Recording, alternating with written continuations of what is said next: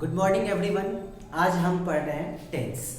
हम आज tense start कर रहे हैं और टेंस आप लोगों को पता है कि it means tense it tells about time of an action. Tense का मतलब किसी भी एक्शन के टाइम के बारे में बताएगा, दैट इज कॉल्ड टेंस। अब ये tense there are three types of tense. There are three types of tense. तीन प्रकार के टेंस होते हैं। First one is present tense, second past tense and third is future tense.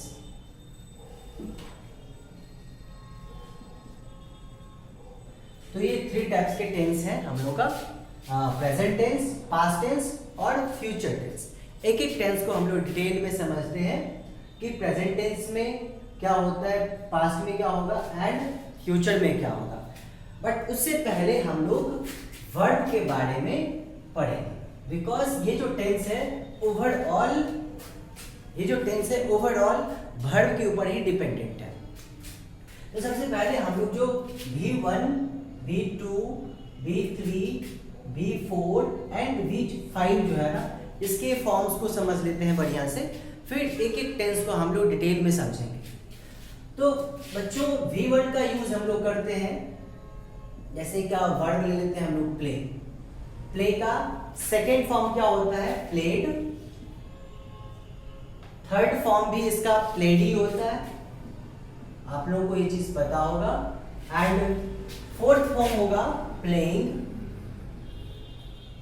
And fifth form हो जाएगा pledge. अब देखिए ये जो V1 से V5 तक है, इसमें बहुत सारे V1 से V5 तक बहुत सारा ऐसा वर्ब है जो अलग अलग टेंसेस में यूज होता है। पहला है कि V1 ये होता है बाबू plural form of the verb, plural form of the verb. And V5 ये होता है बाबू सिंगुलर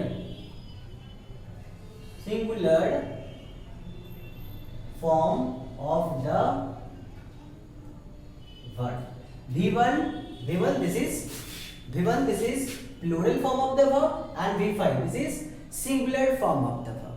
अब इस दोनों का यूज हम लोग करते हैं सिंपल प्रेजेंट टेंस में। सिंपल प्रेजेंट टेंस में चलिए, तो V1 और V5 ये चीज सबको क्लियर हो गया होगा। अब हम लोग बात करते हैं V2 की। V2 ये होता है बाबू, इसका यूज हम लोग करते हैं पास्ट टेंस में, सिंपल पास्ट में। सिंपल पास्ट में। V3 का यूज हम लोग करते हैं परफेक्ट टेंस के साथ, perfect tense, present perfect tense, past perfect tense and future perfect tense. तो परफेक्ट टेंस हम यहां पे लिख देते हैं परफेक्ट टेंस के साथ। V4 का यूज हम लोग करते हैं कॉन्टिन्यूअस टेंस के साथ। Continuous tense, present continuous, past continuous और फ्यूचर कॉन्टिन्यूअस, तीनों टेंसेस में इसका यूज होता है। तो यहां पे हम डायरेक्टली लिख देते हैं कॉन्टिन्यूअस टेंस। और एक एक वर्ब तो हम लोग सीखेंगे। V1 this is plural form of the verb. V5 singular form of the verb. V2 का यूज करते हैं हम लोग सिंपल पास्ट में। V3 का यूज करते हैं प्रेजेंट परफेक्ट टेंस में और V4 का यूज करते हैं हम लोग कॉन्टिन्यूअस टेंस में। ये चीज सबको क्लियर हो गया होगा।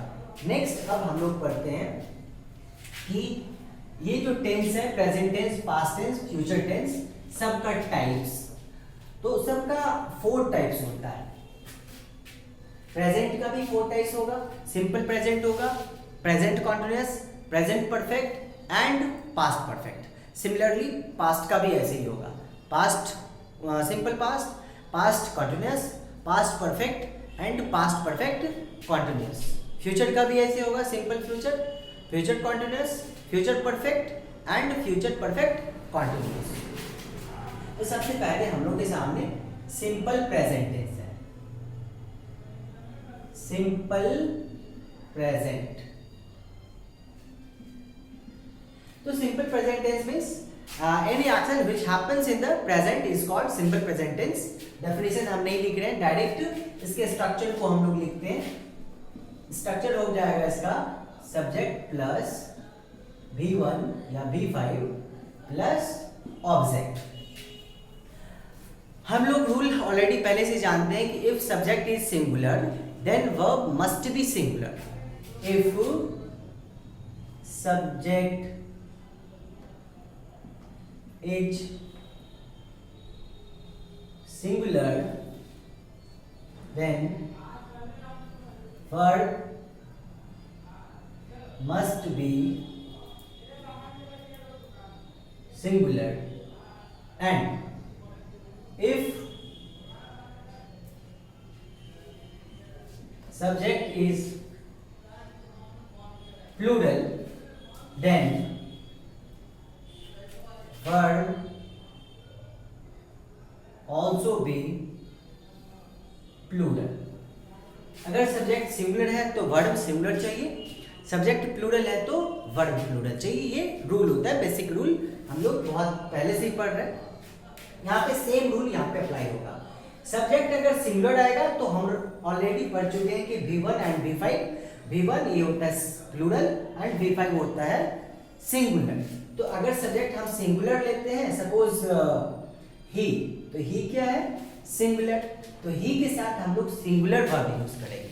और सिंगुलर वर्ब कौन होता है, वर्ब में जब हम लोग एस या ईएस ऐड करते हैं एक्शन वर्ब में तो बन जाता है सिंगुलर। तो ही प्लेज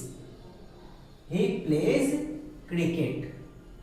अब ये ही है बाबू सिंगुलर, वर्ब चाहिए सिंगुलर, तो बिल्कुल सही है, सब्जेक्ट सिंगुलर वर्ब सिंगुलर। एक और एग्जांपल हम प्लूरल का लेते हैं, दे।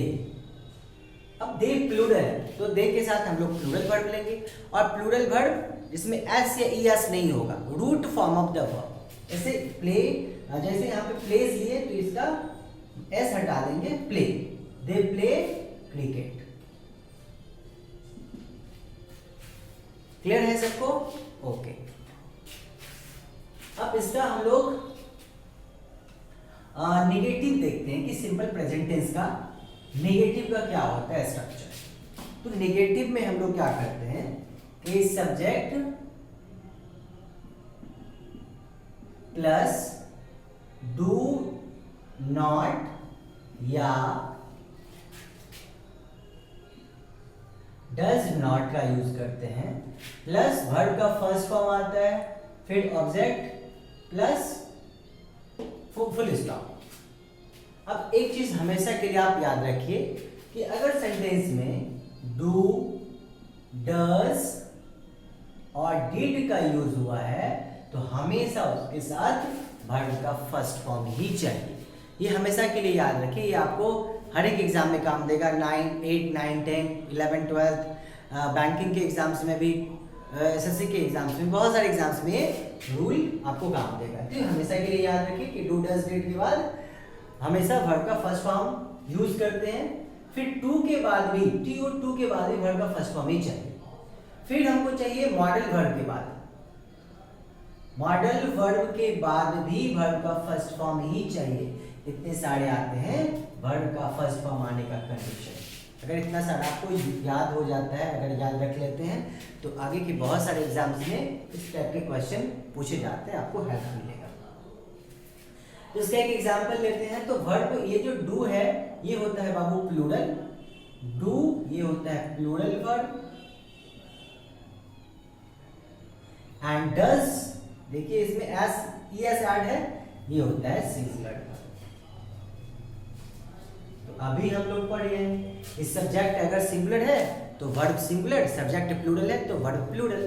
तो यहाँ पे देखिए अगर हम सब्जेक्ट ही का ही लेते हैं तो तो ही के साथ हम लोग क्या यूज करेंगे, डज।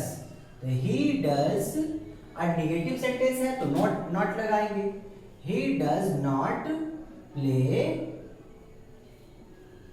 क्रिकेट, तो नेगेटिव बन गया। He does not play cricket, he होता है सिंगुलर, वर्ब चाहिए सिंगुलर, नेगेटिव है तो नॉट। फिर हम लोग एक प्लूरल सब्जेक्ट लेते हैं यू। यू प्लूरल होता है, हमेशा प्लूरल ही होता है। जब भी हम लोग यू का यूज एक पर्सन के लिए या मोर देन वन पर्सन के लिए करते हैं, दोनों कंडीशन में ये प्लूरल ही होता है। तो यू के साथ हम लोग यूज करेंगे do not. You do not eat an apple. तो ये रहा एक सिंगुलर सब्जेक्ट से एग्जाम्पल और एक प्लूरल से एग्जाम्पल। यहां तक सबको क्लियर है? ओके।